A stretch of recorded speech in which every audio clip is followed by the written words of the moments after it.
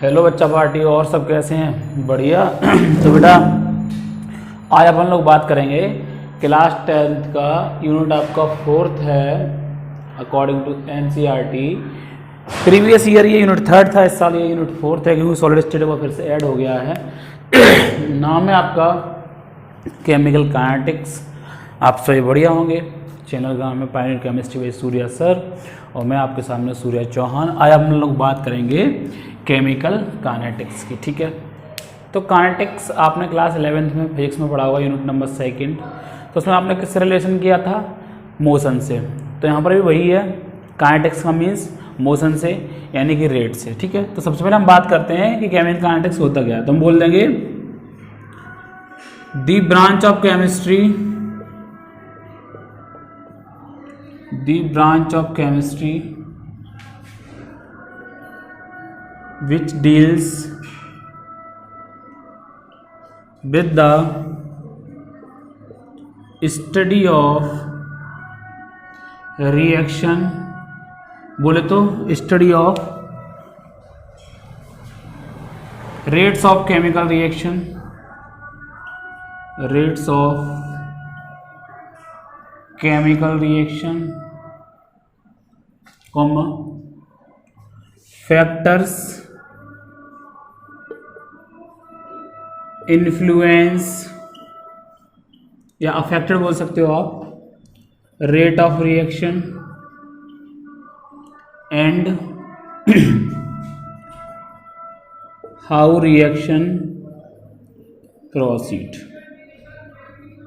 ठीक है, यानी कि रिएक्शन कैसे कंप्लीट हो रही है, रिएक्शन को कौन कौन से फैक्टर हैं जो रिएक्शन के रेट को अफेक्टेड कर रहे हैं, और एक इंपॉर्टेंट बात कि रेट ऑफ केमिकल रिएक्शन को स्टडी करना है इसमें हमें। ठीक है, तो इन तीन चीज़ को हमें स्टडी करके चलना है। पहला रेट ऑफ केमिकल रिएक्शन, दूसरा फैक्टर्स, और तीसरा रिएक्शन मैकेनिज्म बोल सकते हो आप यहाँ पर, रिएक्शन मैकेनिज्म। ठीक है, यानी कि हाउ रिएक्शन प्रोसीड, यानी उसका मैकेनिज्म के बारे में बात करनी है। तो ये तो थी आपकी डेफिनेशन बेटा केमिकल काइनेटिक्स की, आपके शब्दों में या मेरे शब्दों में बोल दीजिएगा। अब अपन लोग सबसे मेन अगर बात करें तो बात करेंगे आज हम इस टॉपिक में, इस चैप्टर में, कि इंपॉर्टेंट क्या था। यहाँ पर कुछ चीज़ें इंपॉर्टेंट है। ठीक है, तो अगर मैं बात करूँ पहला पॉइंट तो वो है आपको पहला rate of reaction he important है। ठीक है, दूसरा टॉपिक जो इंपॉर्टेंट है वो फैक्टर्स है। ठीक है, इसके 6-7 फैक्टर्स भी हम पढ़ेंगे। Factors which affect rate of reaction. ठीक है, factors affecting rate of reaction. ठीक है बेटा, तीसरा जो है वो है आपका रेट लॉ। ठीक है, हम रेट लॉ सीख जाएंगे तो ऑर्डर ऑफ रिएक्शन भी सीख जाएंगे। ठीक है, इसी के साथ हम खत्म कर देंगे मॉलिक्यूलरिटी। तो ये दोनों हम एक जगह डाल दे रहे हैं टॉपिक, मॉलिक्यूलरिटी। ठीक है, molecularity of the reaction, molecularity, इन दोनों को एक साथ खत्म कर देंगे। ठीक है, नेक्स्ट आर्हेनियस इक्वेशन, और नेक्स्ट एक्टिवेशन एनर्जी। ठीक है, ये 5 टॉपिक आपके मोस्ट इंपॉर्टेंट है। सीधी सी बात, चैप्टर फिजिकल केमिस्ट्री का आपका, तो जाहिर सी बात है बेटा यहाँ पर न्यूमेरिकल ही आपको तैयार करना है। ठीक है, न्यूमेरिकल पर विशेष करके फोकस करिएगा। ढेर सारे न्यूमेरिकल हैं, उनको लगाइएगा, और जो न्यूमेरिकल मोस्ट इंपॉर्टेंट पेपर में एक्सपेक्टेड रहते हैं वो तो मैं आपको बताता ही रहता हूँ, तो मैं फिर से बताऊँगा। तो चलिए आज सबसे पहले बात करते हैं अपन लोग रेट ऑफ रिएक्शन क्या होता है। इसको मैं साफ कर रहा हूँ सबको, ये इंपॉर्टेंट टॉपिक थे, इनसे जुड़े हुए 1-2 टॉपिक और इंपॉर्टेंट होंगे, उनको तभी के तभी खत्म करते चले जाएंगे। तो लगाइए एक बढ़िया सा heading, rate of reaction.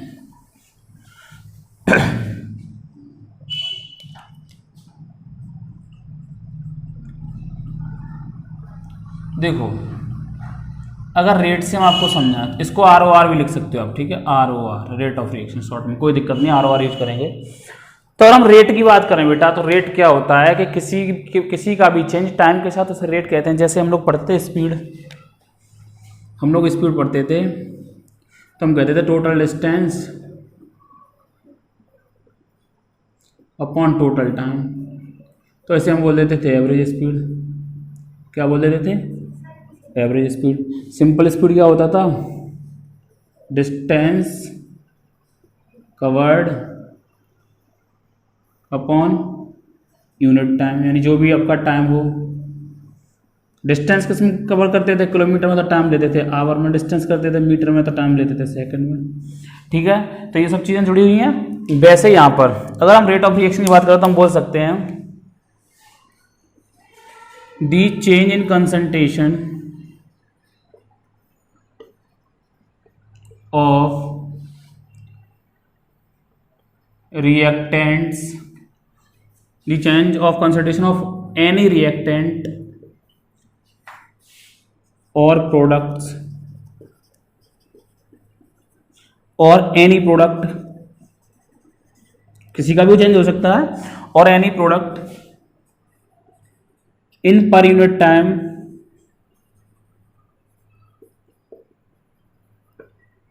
is called rate of reaction. तो सिंपल सा डेफिनेशन है कि या तो रिएक्टेंट की कॉन्सेंट्रेशन में चेंज हो जाए या प्रोडक्ट की कॉन्सेंट्रेशन में चेंज होता है, हम क्या बोलते हैं, रेट ऑफ रिएक्शन। तो रेट ऑफ रिएक्शन क्या होगा आपका, change in concentration upon time. तो ये फॉर्मूला हो गया आपका। अब ये न्यूमेरिकल देख लेंगे। ठीक है, चलिए आगे देखिएगा।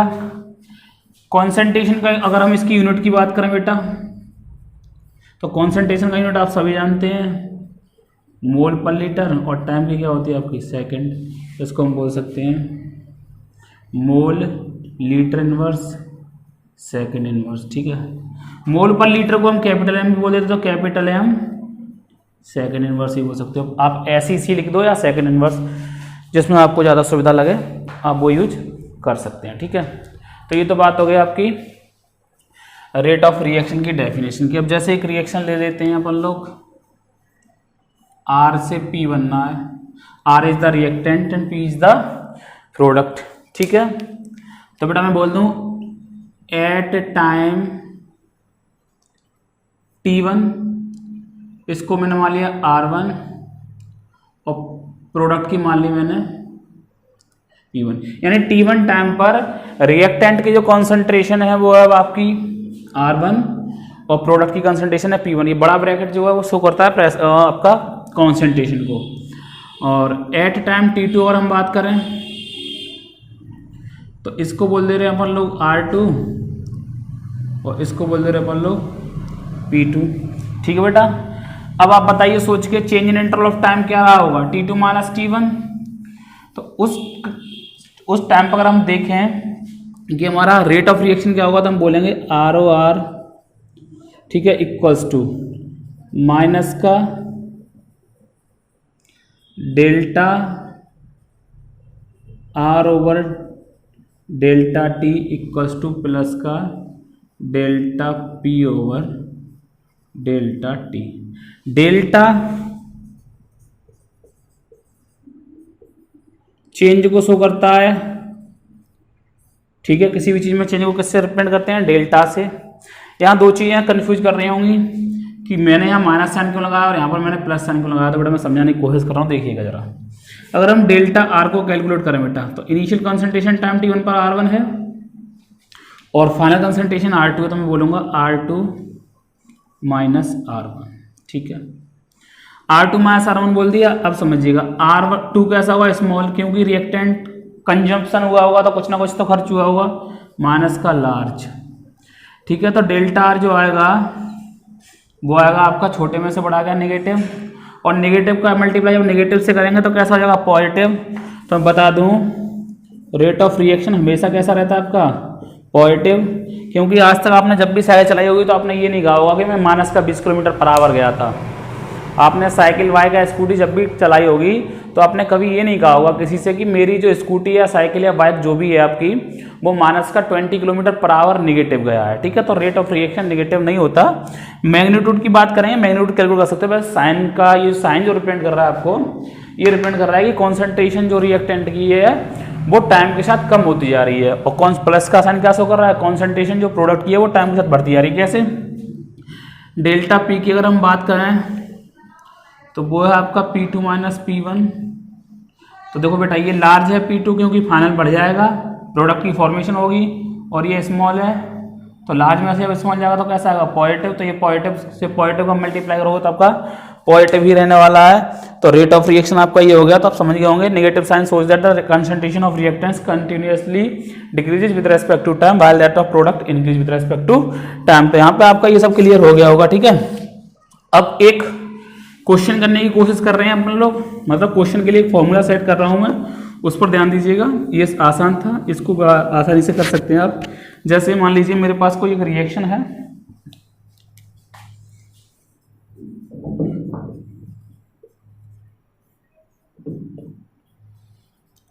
ये कोई रिएक्शन है, ठीक है। ए बी सी डी ये स्मॉल है, वो आपके स्टोइकोमेट्रिक कोएफिशिएंट हैं। A comma B comma C comma D are the stoichiometric coefficient. तो बेटा यहाँ पर अगर हम रेट की बात करें तो जरा देखिएगा, मैं लिख रहा हूँ rate of reaction equals to minus का delta A over delta T equals to minus का delta V over delta T, ठीक है। ये तो रिएक्टेंट का हो गया, बट आपको लेकिन एक चीज यहाँ पर याद रखनी है आपको हमेशा बेटा, वो बात ये है कि जो भी स्टोइकोमेट्रिक कोएफिशिएंट है उसको किस में लेके जाएंगे, डिवाइड में, बिकॉज रेट हमें इक्वल करने होते हैं सारे, ठीक है। क्योंकि मैंने अगर जैसे मान लिया आपसे बोल दिया मेरे पास a plus 2b gives eight c plus 3d है, अगर मेरे पास ये कोई रिएक्शन है तो मैं आपसे एक बोल दूंगा कि बेटा जब 1 मोल इसका खर्च होगा सेम टाइम में उतना इसका 2 मोल खर्च होगा, तब इसका 1 मोल बनेगा और इसके 3 मोल बनेंगे। तो मीन्स सबके रेट ऑफ रिएक्शन अलग अलग होंगे, सबकी फॉर्मेशन का रेट ऑफ रिएक्शन अलग अलग होगा। इसलिए अगर मैं आपसे बोलूं कि इन दोनों के लिए बेटा रेट ऑफ रिएक्शन लिख के दिखा तो कैसे लिखेंगे आप, माइनस का delta A over delta T equals to minus का 1/2 delta B over delta T, ठीक है।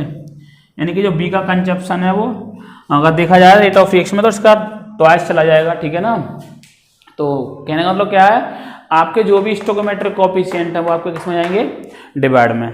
अब प्रोडक्ट की अगर बात करें तो प्रोडक्ट के लिए कैसे लिखोगे आप, इक्वल्स टू प्लस का 1/c delta C over delta T equals to plus का 1/d delta D over delta T. ये आपका इस रिएक्शन के लिए हो गया जो हमने जनरल रिएक्शन की बात करी है। अब यहाँ दो बातें और ध्यान रखनी, क्वेश्चन नंबर पूछता है rate of appearance, rate of appearance, ठीक है बेटा। यानी कि अपीयरेंस और डिसअपीयरेंस पूछता है, ठीक है। रेट ऑफ फॉर्मेशन भी पूछ सकता है और रेट ऑफ कंजप्शन भी पूछ सकता है, ठीक है ना। तो रेट ऑफ अपीयरेंस तो जाहिर सी बात है, प्रोडक्ट की बात करें तो यहाँ पर दो चीज निकल के आएंगी, rate of appearance equals to plus का 1/c delta C over delta T equals to plus का 1/d delta D over delta T. अगर हम बात करें रेट ऑफ डिसअपीयरेंस तो बेटा यहाँ पर हो जाएगा आपका rate of disappearance equals to minus का 1/a delta A over delta T equals to minus का 1/b डेल्टा बी ओवर का डेल्टा टी। तो ये आपका रेट ऑफ अपीयरेंस और डिसअपीयरेंस हो गए। एक न्यूमेरिकल चलो देख लेते हैं। जैसे मान लीजिए हमारे पास एक कोई क्वेश्चन है, क्वेश्चन ये है कि रिएक्शन दे रखी है 2a प्लस का b gives that 4c plus का d, ठीक है। उसने दिया हमें rate of formation of c is 2.0 into 10⁻²। ms चलो पूरा लिख दे रहे हैं, आप लोग कंफ्यूज ना हो, mole litre inverse second inverse. तब वो पूछ रहा है rate of disappearance of b। बताइए कैसे करेंगे। तो सबसे पहले आप क्या कैलकुलेट करेंगे बेटा, सबसे पहले आप इन सब के रेट देखेंगे, ठीक है। अगर रिएक्शन हमारे पास कुछ ऐसा होता तो यानी इन सब के स्टोइकोमेट्रिक कोएफिशिएंट वन वन है तो हम बोल देते थे R A equals to R B equals to R C equals to R D, यानी rate of reaction of A equals to B equals to C equals to D. अब चूंकि यहाँ पे स्टोइकोमेट्रिक कोएफिशिएंट अलग अलग हैं तो हमें अलग अलग बात करनी पड़ेगी, तो सबका रेट लिखना पड़ेगा। तो हम इसका लिख दे रहे हैं माइनस का 1/2 delta A over delta T equals to minus का delta B over delta T, one है इसके आगे तो वन का डिवाइड करिए नहीं करिए कोई फर्क नहीं पड़ता, इक्वल्स टू प्लस का 1/4 delta C over delta T equals to plus का delta D over delta t. अब देखिएगा हमें किसका निकाल के लेके आना बेटा, बी का। किसी का ही पूछे, अपन लोगों ने बी का जानने की कोशिश की है तो बी का रिलेशन कर दो किसके साथ, सी के साथ, तो उठा के ले जाएंगे। सी का कितना दिया आपको 1.4 into 2 into 10⁻2 equals to minus का delta B over delta T, 2 से 2 टाइम्स कट गया तो ये हो गया 1/2 इंटू 10⁻2 इक्वल्स टू माइनस का delta B over delta T. तो जो रेट ऑफ डिसअपीयरेंस है बी का वो इतना रहने वाला है आपका 0.5 इंटू 10⁻2, ठीक है। यूनिट आपकी यहाँ से ले ही लेंगे आप, तो यहाँ पर बात आपकी क्लियर हो गई होगी, जाहिर सी बात थी, छोटी सी बात थी।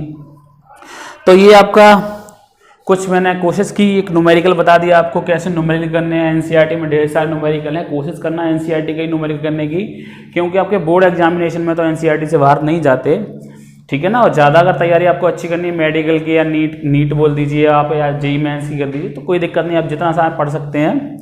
कॉन्सेप्ट आपके यही रहने वाले होते हैं, बस आपको ढेर सारे न्यूमेरिकल करने होंगे वहाँ पे, जिससे आपको प्रैक्टिस बनी रहा, प्रैक्टिस से ही वहाँ पर तो आपको सिलेक्शन मिलेगा। ओके चलिएगा, अब कुछ ग्राफ हैं तो उनको समझ लीजिए। उससे पहले मैं आपको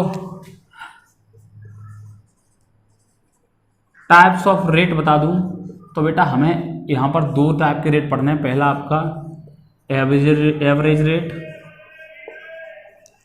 और दूसरा आपका इंस्टेंटेनियस रेट, ठीक है। ये सब आप फिजिक्स में पढ़ चुके हैं, बट यहाँ पर थोड़ा सा चेंज बताना है हमें, कहीं केमिस्ट्री में अलग थोड़ा रहता है।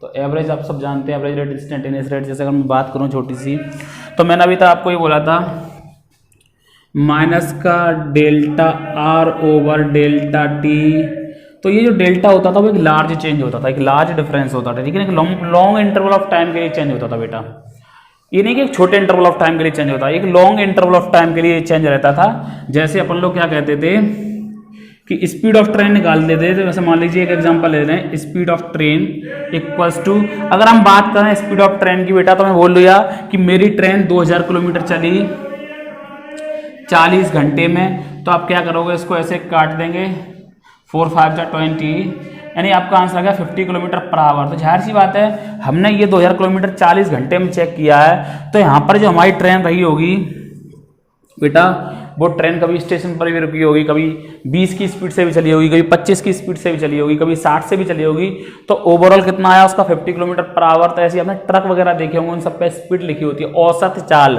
यानी वो बोलते हैं एवरेज स्पीड, वो लिखी रहती है कि 40 किलोमीटर पर आवर या 50 किलोमीटर पर आवर, मीन्स क्या वो 1 घंटे में इतना ट्रैवल कर सकता है। ये थोड़ा नहीं कि उसने बस एक्सीलेटर पे पैर रखा, खींचा खींच जा रहा है, कोई सामने आ रहा है तो कोई फर्क ही नहीं पड़ रहा, गैंग्स ऑफ वासेपुर की तरह उड़ाते ही चले जाओ ना, तो ऐसा कुछ नहीं रहने वाला होता।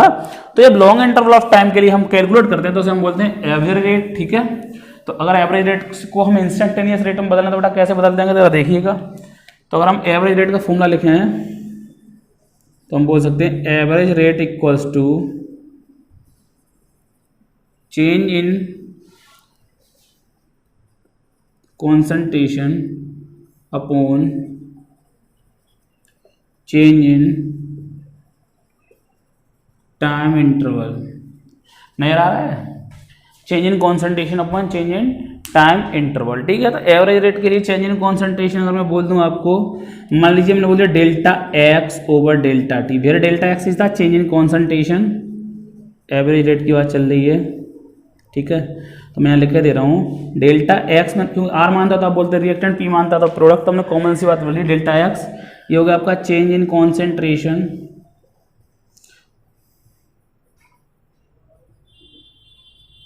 और डेल्टा टी क्या हो गया, चेंज इन टाइम इंटरवल,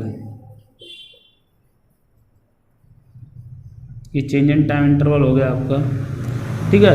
तो एवरेज रेट आपका क्या होगा, delta X over delta T. अगर हम इसी की बात करें बेटा इंस्टेंटेनियस रेट में, अगर मैं इसको ले जाने की कोशिश करूँगी तो फिर दोनों के ग्राफ, चलिए पहले मैं इसका ग्राफ बना दे रहा हूँ ना, तो इसका प्रोडक्ट और रिएक्टेंट दोनों का ग्राफ देखिएगा जरा। तो देखो एक तरफ हमें लेके चलना है कॉन्सेंट्रेशन, दूसरी तरफ हमें लेके चलना है टाइम, ठीक है। इधर मैंने ले लिया आपका टाइम और इधर ले लिया अपन लोगों ने कॉन्सेंट्रेशन। जरा समझने की कोशिश कीजिएगा, ठीक है। टाइम आपका एक्स एक्सिस पर बढ़ रहा है और कॉन्सेंट्रेशन आपके वाई एक्सिस पर बढ़ रही है, ठीक है।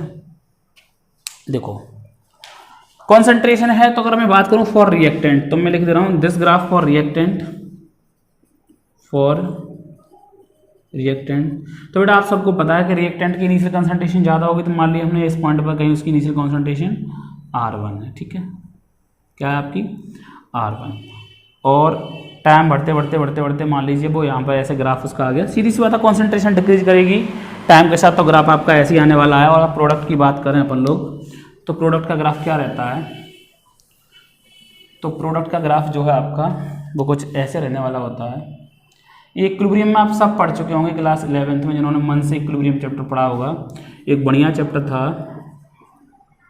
तो प्रोडक्ट का ऐसे ग्राफ बढ़ता था और दोनों की जगह कट करते थे, उसी को हम बोलते थे इक्विलिब्रियम कंडीशन की। उसके बाद ना प्रोडक्ट बढ़ने वाला होता था ना रिएक्टेंट, वहाँ पर ढेर सारे नोवे के करते थे। तो मान लीजिएगा यहाँ पर कोई R1 कंडीशन हमने मान ली इसकी ठीक है, और वक्त के साथ साथ इसकी कॉन्सेंट्रेशन क्या कर गई होगी आपकी, डिक्रीज कर गई होगी।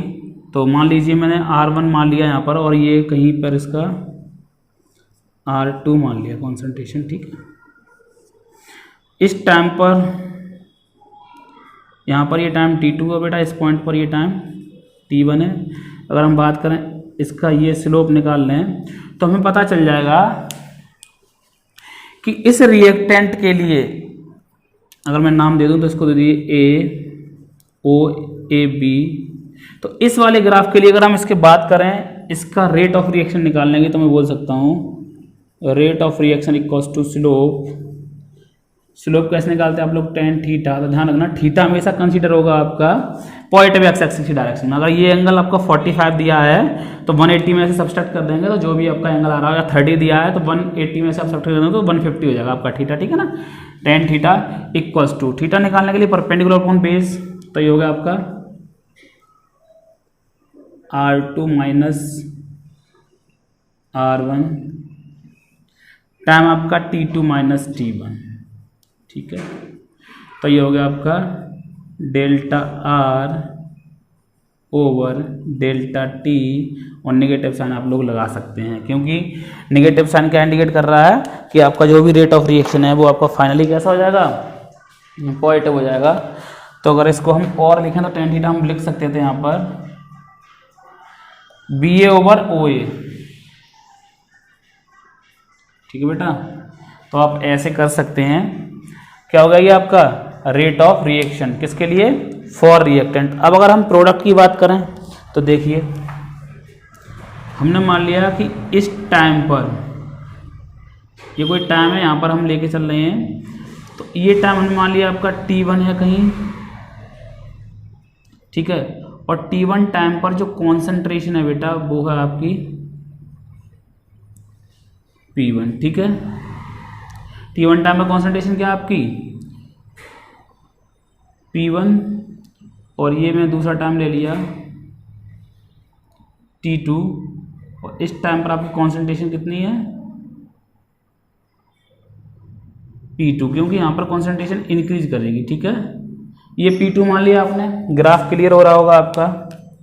अब देखिए वही नाम रखेंगे यहाँ पर भी अपन लोग, ये निकालना मेरे को, ये अगर मैं मान लूँ ये चेंज मान लूँ, ठीक है। ये चेंज रखना आपको दोनों में, एक में लॉन्ग इंटरवल के लिए भी रहता है, एक में शॉर्ट इंटरवल की। तो एवरेज रेट कोई दिक्कत नहीं है, एवरेज रेट का ही फॉर्मूला है, बस वहाँ पर क्या हो जाएगा आपका D यानी डिफरेंशियल हो जाएगा, हम ये बताने वाले हैं आगे। तो ये यहाँ पर इसका ये एंगल थीटा रहने वाला था और इसका ये एंगल थीटा, ये तो पॉजिटिव एक्स एक्सिस की डायरेक्शन में ही है। नेम मैं सेम रखूँगा OAB। तो यहाँ पर भी अगर हम स्लोप की बात करें तो वो भी आपका क्या रहने वाला है, BA या AB बट्टे OA means P2 minus P1 over T2 minus T1 equals to delta P positive over delta T. तो ये आपका इन दोनों रिएक्शन का एवरेज रेट हो गया, ग्राफिकल रिप्रेजेंटेशन से भी हो गया। तो ये हो गया फॉर प्रोडक्ट। ठीक है, ग्राफ आपको क्लियर करने हैं, ग्राफ से न्यूमेरिकल बनते हैं। रिएक्टेंट की कॉन्सेंट्रेशन घटती है, प्रोडक्ट की कॉन्सेंट्रेशन बढ़ती है। आप चाहते तो रिएक्टेंट की कॉन्सेंट्रेशन मैक्सिमम इस टाइम यहाँ पर मानते तो T1 का ग्राफ यहाँ पर आया था। क्योंकि हमने इनिशियल से मानना है तो कोई दिक्कत है नहीं आपकी, जाहिर सी बात है। अब देखिए सेम ग्राफ आपको रखने हैं किसके लिए, इंस्टेंटेनियस रेट के लिए। बस इंस्टेंटेनियस समझ लीजिए। जैसे अभी तक अपन लोगों ने लिखा था माइनस का delta R over delta T. ठीक है, बस उसमें लिमिट लगा दो, limit delta T tends to 0, यानी कि जो चेंज है R O R equals to, जो चेंज है टाइम में वो लगभग कितना 0, यानी बहुत छोटे इंटरवल पर, यानी बहुत छोटा सा चेंज इन इंटरवल, बहुत इतना छोटा है, माइन्यूट चेंज इन इंटरवल है। अगर हम उस पर बात करें तो उसे हम बोल देते हैं instantaneous rate. Instantaneous rate, writing बहुत मस्त आ रही होगी आज। ठीक है, जो चोट लगी हुई है उंगली में। इंस्टेंटेनियस रेट, तो रेट ऑफ रिएक्शन इतना हो गया, तो ये limit delta T tends to 0, तो इसको हम बोल देते हैं माइनस का D R over D T. Where D क्या है, इज डिफरेंशियल। इसको आप सभी जान जाएंगे 12th में, जो नहीं जानते। ये होता है स्मॉल चेंज। क्या होता है, बहुत ही ज़्यादा स्मॉल चेंज, माइन्यूट बोल सकते हो, माइन्यूट चेंज। ठीक है, बहुत छोटा चेंज होता है आपका ये। ठीक है, तो छोटे इंटरवल के लिए जब भी हम कैलकुलेट करेंगे तो इंस्टेंटेनियस रेट, तो ग्राफ सेम है आपके। ठीक है, इन सब चीज़ों को स्मॉल मान लेंगे तो ये डेल्टा की जगह dt हो जाएगा, dp हो जाएगा, यहाँ dr हो जाएगा, यहाँ dt हो जाएगा। तो ये बार बार ग्राफ नहीं बना रहा मैं। ठीक है, तो यहाँ पर आपके बात क्लियर हो गई होगी कि हमें, अगर हम प्रोडक्ट की बात करें तो ऐसे हम लिख सकते थे प्लस का dp ओवर dt। तो ये बात हो गई आज आपकी rate of reaction chemical kinetics chapter में। आसान सा टॉपिक है आपका, एक छोटा सा टॉपिक है जो मैंने क्लियर कर दिया।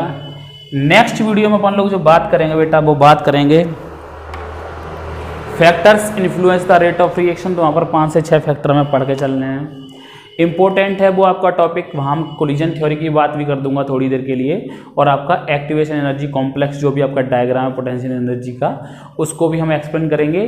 उसी के बेसिस पर हम समझाएंगे कि कैसे कैसे कौन से फैक्टर रेट ऑफ रिएक्शन को इन्फ्लुएंस करते हैं। फिर डिटेल में आगे चल के जब हम टेम्परेचर की बात करेंगे तो हम मैक्सवेल बोल्ट्जमैन का भी ग्राफ पढ़ना हमें, फिर डिस्ट्रीब्यूशन कर्व भी पढ़ना है, और हमें आरएनएस इक्वेशन भी पढ़नी है, यानी एक्टिवेशन एनर्जी कॉम्प्लेक्स क्या होता है, ट्रांजिशन स्टेट क्या होती है, एनर्जी वेरियर क्या होता है। तो ढेर सारी बातें हैं इसमें, तो धीमे धीमे क्लियर करते चलते हैं। आप नोट्स बनाइएगा प्रॉपर, और हाँ न्यूमेरिकल इस यूनिट से जरूर कीजिएगा। रेट लॉ आपको याद रखना इंपॉर्टेंट है, रेट ऑफ रिएक्शन इंपॉर्टेंट है, आरएनएस इक्वेशन आपकी इंपॉर्टेंट है। अगर आरएनएस इक्वेशन की बात करें तो हम बोल सकते हैं K equals to A dot E की पावर माइनस का E over RT। K rate constant, A आपका एक्सपोनेंशियल से पहले तो प्री एक्सपोनेंशियल कोफिशिएंट, ये एक्सपोनेंशियल हो गया, माइनस का E is the activation energy, R is the gas constant, T is the temperature. तो ये इक्वेशन बहुत ही ज़्यादा इंपॉर्टेंट है। इस इक्वेशन में से ऐसे से ही क्वेश्चन बनते हैं कभी कभी, और इस इक्वेशन का एक डेरिवेशन करेंगे तो वहाँ पर K1 K2 दो तरीके के लेके चलेंगे। तो कुल मिला के आपको फॉर्मूले ध्यान रखना, फॉर्मूले आपको सारे लर्न करने हैं। ऑर्डर ऑफ रिएक्शन एक अच्छा सा टॉपिक है, हाफ लाइफ भी निकालनी होगी आपको यहाँ पर। तो ढेर सारे टॉपिक हैं लेकिन छोटे छोटे हैं, बढ़िया हैं और आसान है। तो आप कंटिन्यूटी बनाए रखिएगा। मिलते हैं नेक्स्ट वीडियो में, यहाँ पर हम पढ़ेंगे factors affecting the rate of reaction. तब तक के लिए good bye, take care, happy रहिए।